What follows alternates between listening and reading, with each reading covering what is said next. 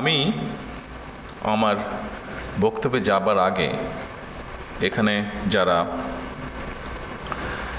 District কমিশনে উপস্থিত আছেন আপনারা সকলেই গতকাল বিকেলে দু একটি জেলা বাদে খুব সম্ভবত গতকাল বিকেলে আপনারা খুব সুন্দর একটা অনুষ্ঠান অনুষ্ঠিত করে এসেছেন। বাচ্চাদের একটি অনুষ্ঠান, স্পোর্টসের একটি অনুষ্ঠান, মোটামুটি সকল ডিস্ট্রিক্ট কমিশনারই। ওখানে আপনারা দেখেছেন বাচ্চাগুলোকে যারা পার্টিসিপেট করেছিল এবং যারা দেখতেও এসেছিল অনুষ্ঠানগুলো, যে বাচ্চাগুলো, তাদের কি স্পৃহা মনের মধ্যে, তারা এগিয়ে যেতে চায়। আমার মনে হয় আজকের এই জেলা প্রশাসক সম্মেলনের আমাদের মেইন স্পৃহাটা বা মোটোটা হোক সেই বাচ্চাদের যেই মোটোটা, অর্থাৎ সামনে এগিয়ে যাওয়া, এটাই হোক আজকে আমাদের। জেলা প্রশাসক সম্মেলনের সম্মানিত সভাপতি ক্যাবিনেট সেক্রেটারি সাহেব, মন্ত্রিসভার সম্মানিত সদস্য এবং উপদেষ্টাবৃন্দ, উপস্থিত সেনাবাহিনী প্রধান, নৌবাহিনী প্রধান এবং বিমান বাহিনী প্রধানগণ, উপস্থিত জনপ্রশাসনের বিভিন্ন সচিব, বিভাগীয় কমিশনার, জেলা প্রশাসকবৃন্দ এবং উপস্থিত সকল সুধীবৃন্দ, আসসালামু আলাইকুম। একটি অবাধ, সুষ্ঠু এবং নিরপেক্ষভাবে অনুষ্ঠিত জাতীয় নির্বাচনে জনগণের রায় বিএনপি রাষ্ট্র পরিচালনার দায়িত্ব গ্রহণের পরে আপনাদের সঙ্গে আমার এটাই প্রথম আনুষ্ঠানিক একটি সভা বা বৈঠক। 12 ফেব্রুয়ারি জাতীয় নির্বাচন অনুষ্ঠানে আপনাদের সবাই হয়তো জেলা প্রশাসক হিসেবে সরাসরি জাতীয় নির্বাচনের সঙ্গে হয়তো সংশ্লিষ্ট ছিলেন না, তবে আপনারা প্রায় প্রত্যেকেই হয়তো যিনি যার অবস্থান থেকে প্রত্যক্ষ কিংবা পরোক্ষভাবে জাতীয় নির্বাচন পরিচালনা কার্যক্রমের সাথে হয়তো জড়িত ছিলেন। বিগত জাতীয় নির্বাচন পরিচালনায় পেশাদারিত্বের পরিচয় দিয়ে জনপ্রশাসনে যারা জাতীয় দায়িত্ব পালন করেছেন, আমি প্রথমেই তাদেরকে জানাই আন্তরিক অভিনন্দন এবং ধন্যবাদ। উপস্থিতিবৃন্দ, 12 ফেব্রুয়ারি নির্বাচনে জনগণের সামনে একটি বিষয় কিন্তু প্রমাণিত হয়েছে। জনরায়ের প্রতিফলন ঘটে, জনপ্রশাসনের পক্ষে সুষ্ঠু নির্বাচন পরিচালনা করা সম্ভব। আমি যেটি বলতে যাচ্ছি, জনপ্রশাসন যদি সঠিকভাবে কাজ করে তাহলে অবশ্যই জনগণের রায় যে প্রতিফলিত হয় সেটি আপনারা প্রমাণ করেছেন 12 তারিখের নির্বাচনে।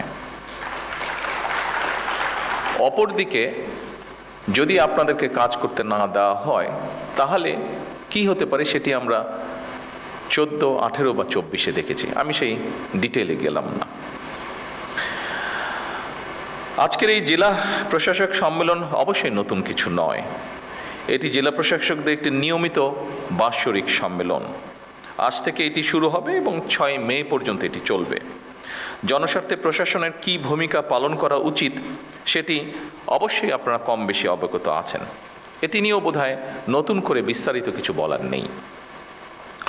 তবে এটি যেহেতু বর্তমান গণতান্ত্রিক সরকারের সঙ্গে আপনাদের প্রথম আনুষ্ঠানিক বৈঠক, সেহেতু সরকারের গৃহীত নীতিমালা এবং জনপ্রশাসন সম্পর্কে সরকারের কিছু পদক্ষেপ বা পর্যবেক্ষণ এবং নির্দেশনা নিয়ে মূলত আমি আপনাদের সামনে কয়েকটি কথা তুলে ধরতে চাই বা বলতে চাই। একটি দেশের জনপ্রশাসনে পদোন্নতি কিংবা পোস্টিংয়ের জন্য যতগুলি প্রশাসনিক পদ রয়েছে, প্রতিটি পদই রাষ্ট্র এবং সরকারের জন্য অবশ্যই প্রয়োজনীয় এবং গুরুত্বপূর্ণ। সুতরাং শুধুমাত্র পদোন্নতি কিংবা নিজেদের পছন্দের জায়গায় পোস্টিংয়ের জন্য পেশাদারিত্বের সঙ্গে আপোষ করলে সংশ্লিষ্ট কর্মকর্তারা সাময়িকভাবে হয়তো লাভবান হতে পারেন, তবে সেটি আমি ব্যক্তিগতভাবে যেটা মনে করি, তবে সেটি বা সার্বিকভাবে জনপ্রশাসনের দক্ষতা এবং নিরপেক্ষতার উপরে একটা নেতিবাচক প্রভাব ফেলে। সুতরাং জনপ্রশাসনের কর্মকর্তাদের সব পদেই কাজ করার মানসিকতা থাকা জরুরি। কেন জরুরি আমি এক্ষুনি আপনাদের সামনে সেটি বলবো।